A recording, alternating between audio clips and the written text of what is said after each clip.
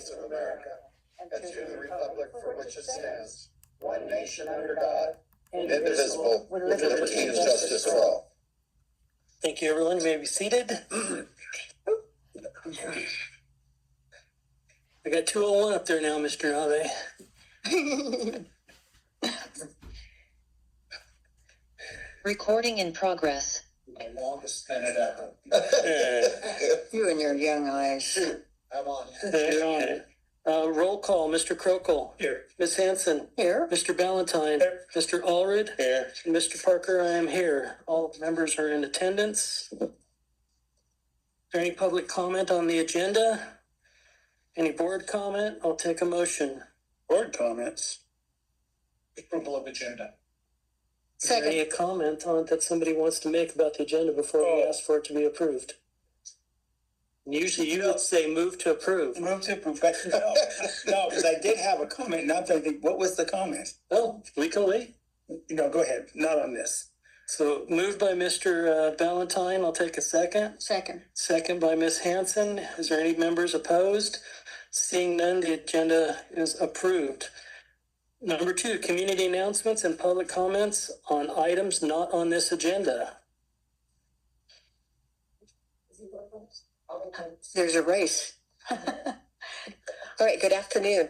I just wanted to remind everybody that we do have a couple of events that are raising funds for our Christmas event. Still have the CHP volunteer gun raffle, which that drawing is next, I'm already jumping into August. Sorry, it's in September. And then the flyer for the Pampered Chef party that is raising funds for the Christmas event is also going on. So there's a site on there. It is not linked to Facebook this year. So anybody that wants to go to the site, you can order there. And then if you have any questions, let me know. And that's all I have for now. Is there any other community announcements? Seeing none, moving on. We have one. Oh, She gave you a heads up. she did. Hi, I'm Claudia Elliott. As I mentioned to some of you, I had other meeting. I'm a reporter, independent journalist, sometimes I say. And I am starting something new. It'll go live about the middle of September, a website called mojavebeat.news. And the way I'm approaching this is that as a reporter, the Mojave Desert is my beat. And there is so much, as you guys know, so much fabulous news that doesn't get covered. The newspapers, I have good working relationships already with the Bakersfield Californian, Tehachapi News, the Daily Independent, and Ridgecrest, and sometimes they put it in the Mojave Desert News if they have room. And I'm hoping to expand that network of print partners. I won't do anything in print, entirely online, with a news website. And the reason I'm doing this is that there's a thing called a news desert in the world today. We have lots of them, places that there just are no newspapers. Hundreds of newspapers have been closed just in California in the last few years. And without newspapers, we don't have working journalists. And I think things just don't get covered. So I'm not in competition with any of my print partners, but I'm hoping to supplement and do really good stories about the good things that are happening. So I'm hoping if I reach out to some of you, I'll be covering the election. That's one of the first things that I'll be covering. If I reach out to you, you'll know who I am and you'll get back with me. So I'm going to put my cards there and perhaps you could pass them around. Any questions? No. Okay. No, that's an excellent need. I'm a native from here, and the Desert News years and years ago was pretty good. And we had a great reporter from the Antelope Valley Press. We were covered in. Yeah. To me, it just seems like a huge void, like you said. Right. Yeah. Good luck. Well, I was once, many, many years ago, I was once the East Kern reporter for the Californian, in between Marion and Susan and Judy Barris, some of you that have been around would have known some of those names. So, but anyway, I love community journalism. And I just kept looking at this huge area out here, and I'm like, there are stories there. So that's what I'm There's about. lots of stories behind the stories. I know, and you do lots of them too. So thank you. Thank you.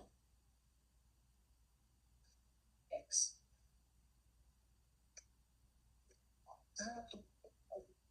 Hi, I'm Michelle Slade, also a native of Mojave. Most of us in the room will remember Reagan's words, tear that wall down. Guess what? Dr. David Smith, Mr. Jester there, has torn the wall down. I evidenced it.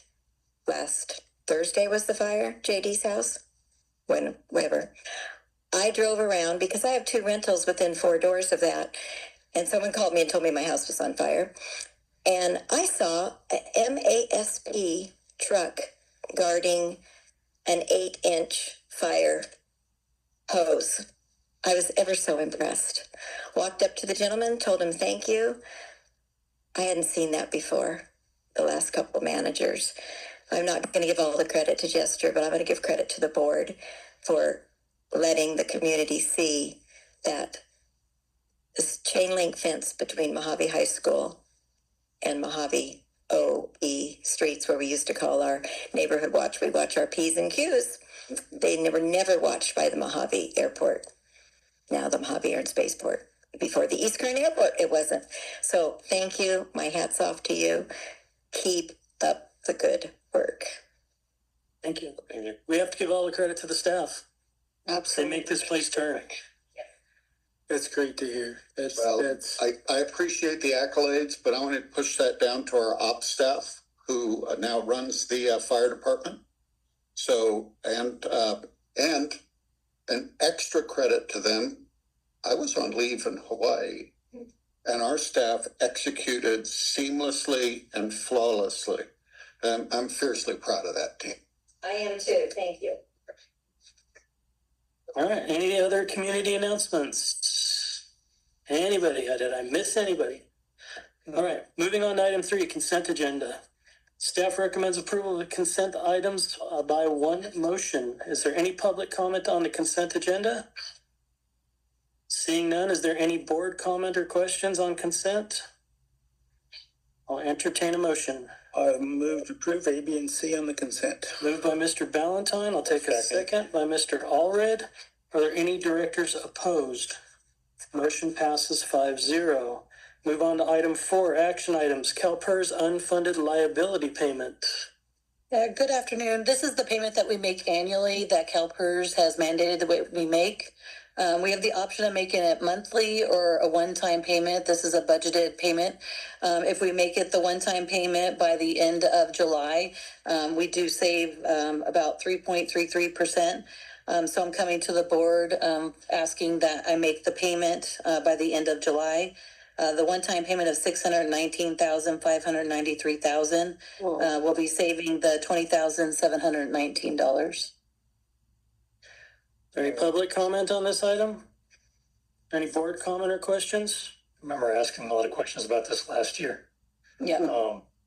The $620,000, that's kind of a moving target number year to year. Is that correct? Yeah, they do annually, since we're a pooled, our two, this is actually 2 different, this is our PEPRA miscellaneous, and then also our safety, since we still have people in the retiree and the safety bucket.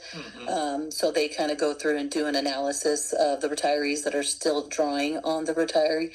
So they allocate it. So as of right now, if we continue to make the payments, the amount shifts a little bit. The idea is that the miscellaneous account will be paid out by 2041, and the safety account will be paid off by 2037 if we continue. The payments, I think, for the next 6 to 7 years will be this high, and then it'll kind of teeter off as we go on. So, yeah. Okay, thank you. And eventually in 40, it's The idea is 0 0. if they have, did the projections correctly. And you don't get any extra. I mean, at this time, I mean, my recommendation is we could put more towards the OPEB, towards the retire, the benefits. Well, We do the 250, but, what are we making on our money? Sitting wherever it sits. probably just 3%, 4%. Right now the interest is about the same. It's probably a wash at this point. All right, Motion, please. I'll motion it. Motion by Mr. Ballantyne on the CalPERS unfunded liability payment, and second. Second. Second by Mr. Krokel. Are there any directors opposed? Seeing none, motion passes 5-0. On item B, resolution amending service and rate sheets. Good afternoon. Primarily, the bring in the service and rate sheets is with the new contract with our fire department.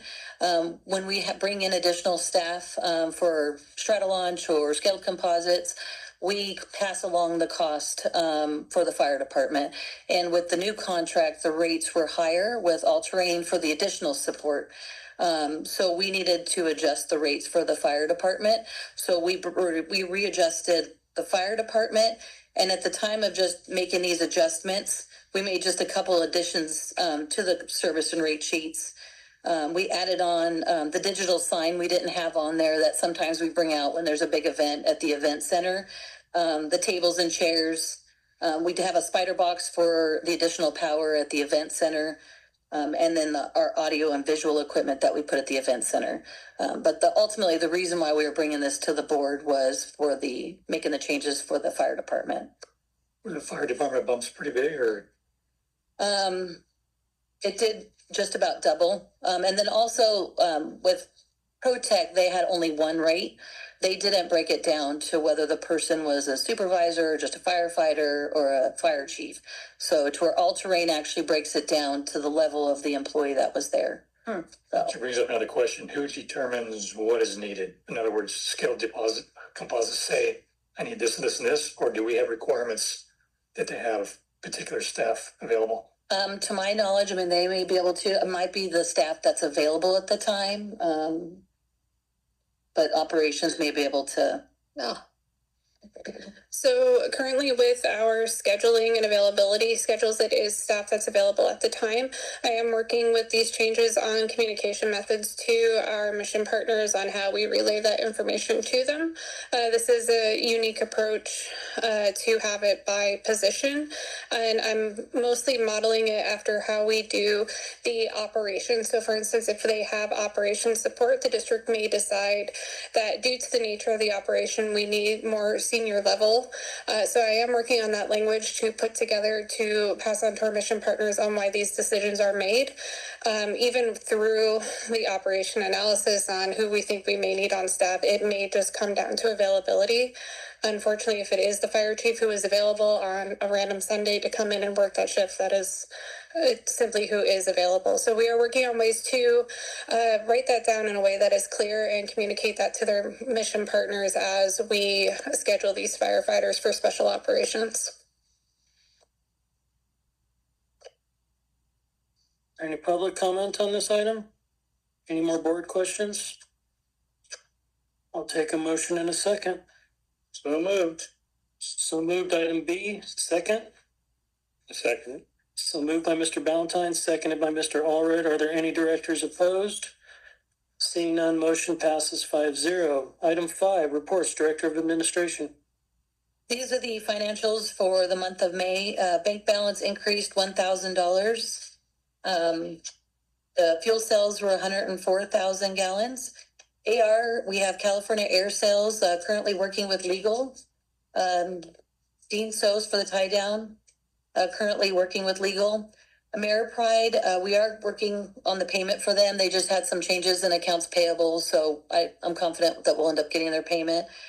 Same thing with Department of General Services, working on the payment. We had some delays just with getting their contract signed, and that's with the county. Fitness Center, we have 135 members currently with them. How many? 835. It went down off a I was gonna say, sorry, I've been talking a lot during this meeting. So much for New Year's resolutions. Yeah. That's great. That's Thank you. Yeah. Moving on to item B, Director of Operations, Ariel. Good afternoon, ladies and lady and gentlemen of the board. Never know. Good morning. Nope. Do over. Good afternoon, board members.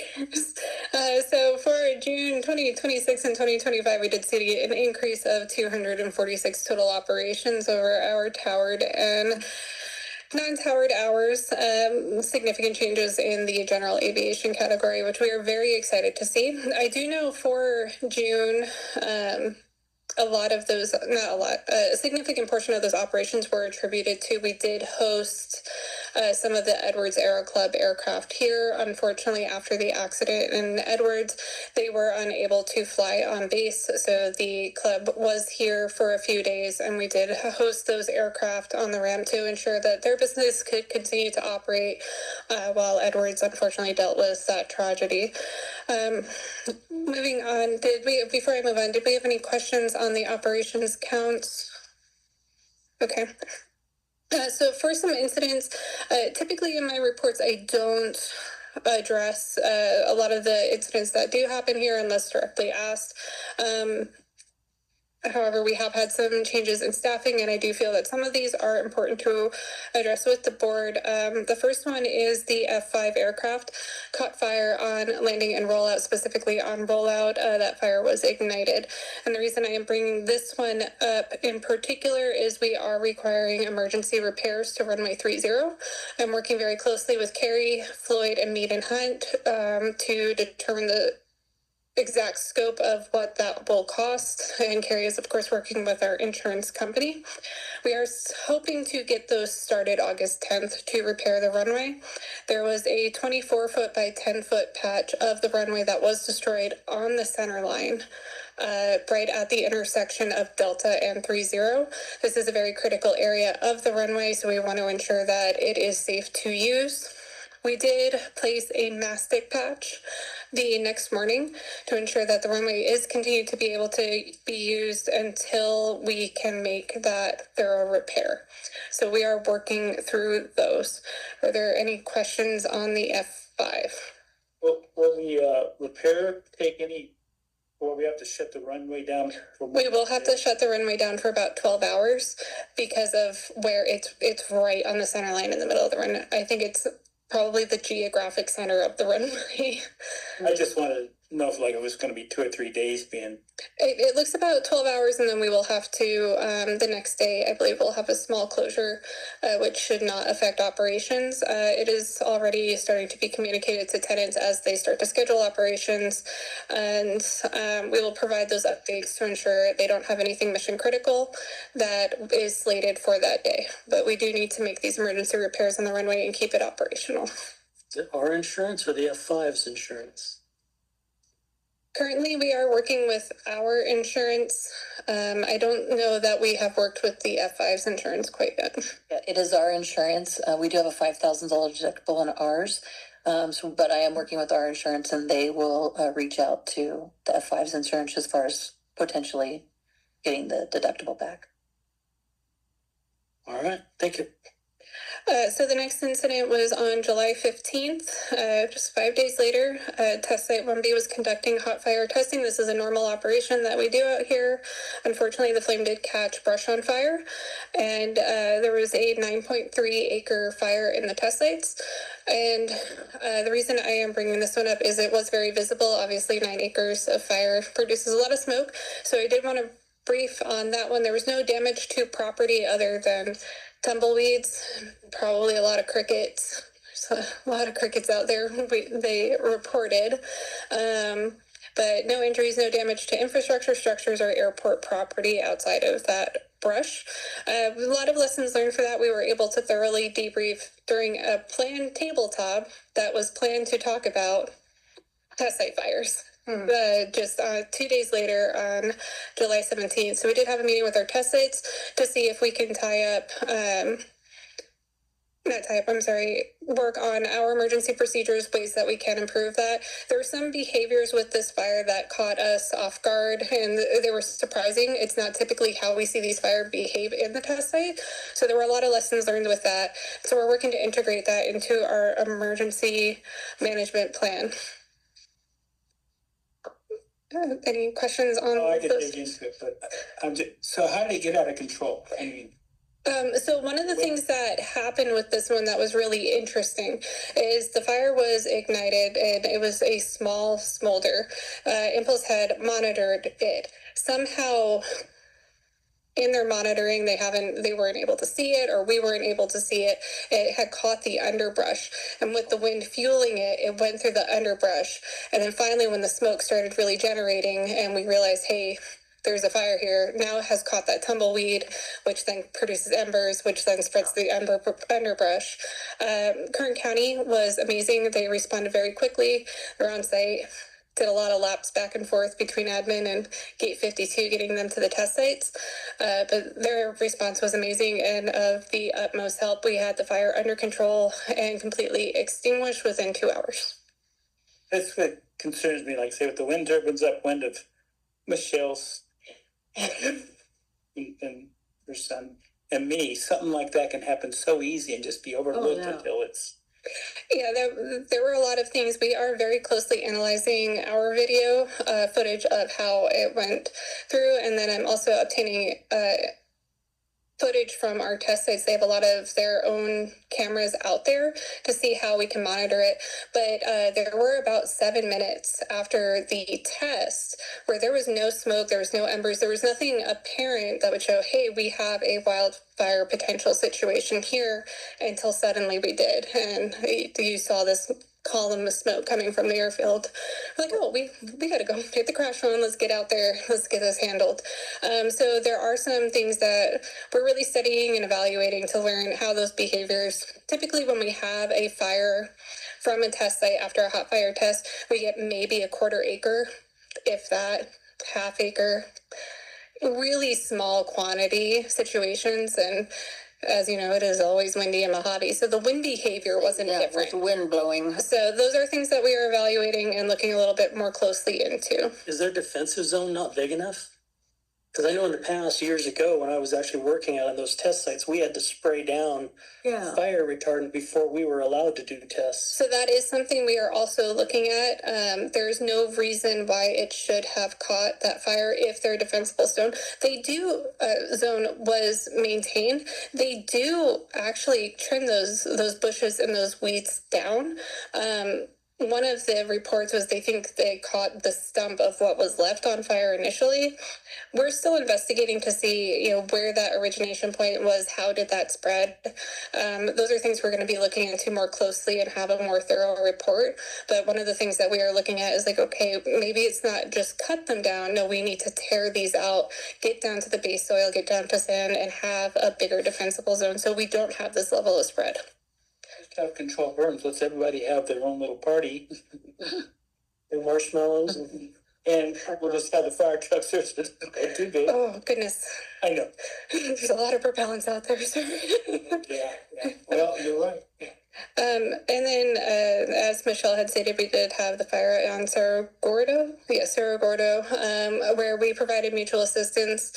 It's not typically a response, as it gets off a property. Our trucks are dedicated to the airfield, and we want to ensure we're maintaining those appropriate response times. However, it was very apparent that this was a community need, and we had the water, and we needed to ensure that this wasn't going to spread until more resources could come out. In a fire, we were just standing by and say, in case. We were training. Yes. Oh, we were training. That's right. Yeah, we were training. I recall that in the minutes. Yeah, it was training. No, it was property protection in that moment as well. It could have affected us being so close. yeah. To Absolutely. This was a property protection measure as well, but also making sure we provide that support to our community. At the cemetery. Yes, in that time of need. And that was all pending any questions. Going back to the fire out at the test sites, we have a hydrant out there now, don't we? Yes. Yes. Have we never had before? Yes, we have a few. I don't have those locations. The firefighters are really good at telling me where they are, but we do have a few. They spend a lot of time trying to make sure we have water out there now, which is fantastic. And it was critical at a few times. The engines did have to refill, not just ours, but also Kern County. Yeah, no, that's great. Paid off to put those hydrants in. Yes, one of the topics that is coming up from this one will come down the road, and we will brief accordingly, is improving our radio communications out there. So a lot of lessons learned from this incident. Great. Our fire department responded too, yes? Yes, our fire department was first on scene, and then Kern County came to assist. So as we continue to improve that relationship through mutual aid exercises, things like that, Kern is coming on board much more receptively after meeting with Chief One out of Bakersfield. Good. He came out here, looked at the operation, absolutely in partnership said, no, we will work together. So Good. With that, my direction, if board wants to change it, we can discuss that. But my direction to staff has been, we're going to maintain readiness to the airport. But if this is life limit property adjacent to us that we can help with, I expect our firefighters to engage. Well, they could use the training. Yes. Absolutely. I definitely had a lot of training this month. I will say. Great. Good job, Ops. Thank you. Moving on, Jester, it's on you. So I'm going to open up off script. Probably shouldn't do that. Afternoon board members. So here I am sitting at the Barefoot Bar in the Hollycoa Hotel in the early evening while 18 thankless, heartless children and grandchildren are frolicking in the pool. And I'm wearing my Mojave Air and Spaceport hat. And there's a gentleman sitting next to me and he says, interesting, Mojave Air and Spaceport. And I said, yes. And he said, I used to fly for National Test Pilot School. I'm a retired FA-18 guy from the United States Navy. And I loved my time out at Mojave. So it's a bit of a small world to be in Hawaii. Anywhere in the world with a Mojave hat on, and I know that place. Exactly. They've been there. And that actually relates a bit to the aerospace collaboration. It just, we've talked about it before. I thought I'd bring it back forward and just bubble it back up. So most Wednesday afternoons at 4:00, it's sort of an open source meeting we have down at Plant 42 with the various mission partners in aerospace. And it's a non-programmatic discussion. So interestingly, when you deal with the major aerospace folks, if you can keep the discussion non-programmatic, they'll engage. Once somebody starts talking about programs, they kind of go to their respective corners, right? So we keep that discussion focused on things like where, as a global aerospace community of all the aerospace valley, can we work together to improve housing, to improve education, to improve access to health care, to all these kinds of things that will mutually benefit the entire ecosystem, which if I take that and jump ahead to the AV Edge Aerospace Deep Dive, that's exactly what that was too, though. That was 2 weeks ago here. I chair the Aerospace Committee for EDGE. EDGEs are, if you're unfamiliar, our EDC, our Economic Development Corporation for all of the Antelope Valley, Aerospace Valley. They've changed their focus. Their focus used to be very much driven by the county line, but we've got them to understand that the aerospace community, I've flown over this valley, as I know you and many of us have, many times I have yet to see a line on the ground. So we are the aerospace valley from Ridgecrest down to Plant 42 and actually further south with subs. And we need to look at this as a collective ecosystem, and AV Edge is doing that. So the big topics there were housing, healthcare access, educational opportunities, workforce development, all these things that will benefit our mission partners and us as a collective enterprise. So that community involvement was great. Quick update on IWC. That's the Swiss watch company that's coming here. They'll be putting their clock on our old tower, right where we're personally right now engaged in tower flybys for NPPS. And they are compensating us. So this will be a sponsorship arrangement with them. Part of the compensation, which I think we've got resolved with them, that they want to give me a watch. I've told them I can't accept the watch the district could accept the watch, but does the district want to accept the watch? I frankly think if the district got the watch, I mean, we put it on display here and maybe it gets a couple stolen. of boardroom clocks that are actually working. that's synchronized. It does the same thing, and it's we could accept it. So maybe something like that. That's a great idea. Frankly, what I've asked them to do is reevaluate and look at just monetizing the watch. The watch is a $10,000 watch. The other thing we could potentially do, and this is thinking creatively, not looking for a decision from the board at this point, we'll do that in a form of a resolution if we go forward on that, is we could do something like, and this is not a direct, it's a like, we could donate it, say, to Flight Test Historical, where they have the capability of auctioning it off at cost and have those monies be our sponsorship for next year, rather than write them a check that'd next be year. interesting, yeah. So it boils down to sort of a quid pro quo. But again, that's just an idea. But anyhow, the arrangement for the sponsorship and the clock is progressing well, and hopefully that gets resolved here shortly. We have our upcoming mission partner meeting where we discuss a lot of things. We've tried to expand the content, and I sample the mission partners regularly to see if we're scratching their itches there. So, for instance, part of that content at a prior meeting is we had the people that put the new Micromart in here. And if you haven't seen it, it's in the Pilot's Lounge. So we've got now a 24/7 fully automated access to food and beverage here in this building.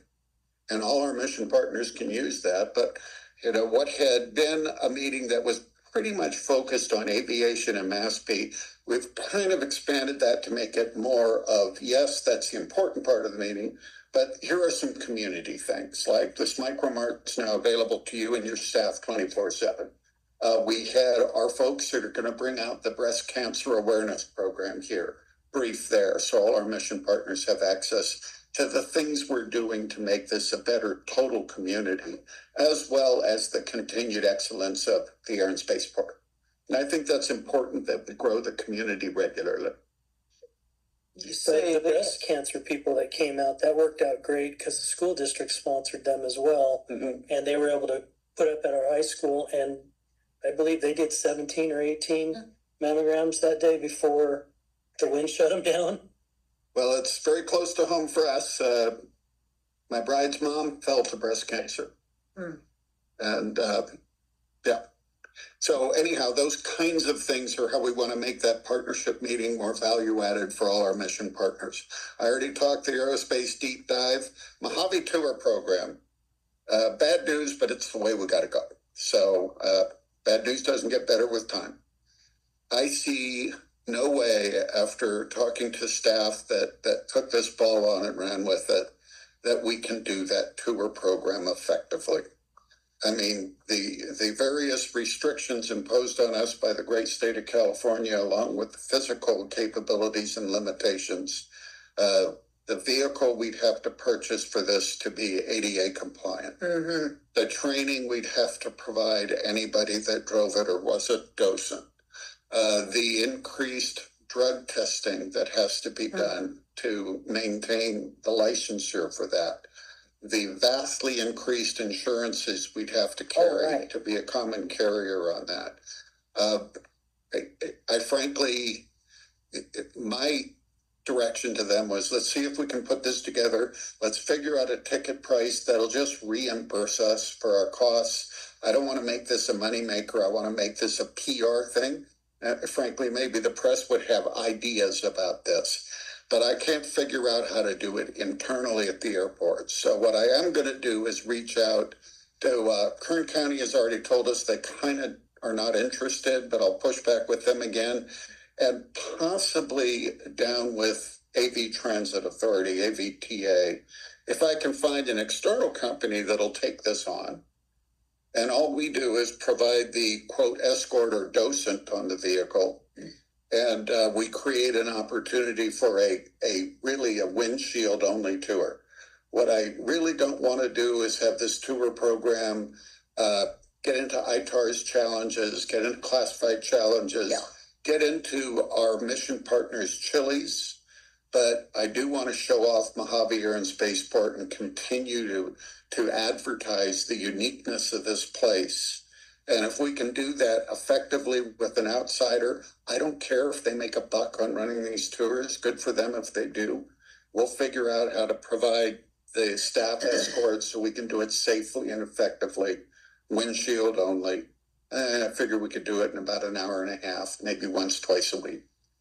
Frankly, I think a good day for that would be Saturdays in the early afternoon, so we could benchmark off of Plain Crazy as one of those Saturdays each month to have people that maybe now could get out and drive around the boneyard, see the test sites, see both the land side and the air side of the airport, and just garner that increased exposure.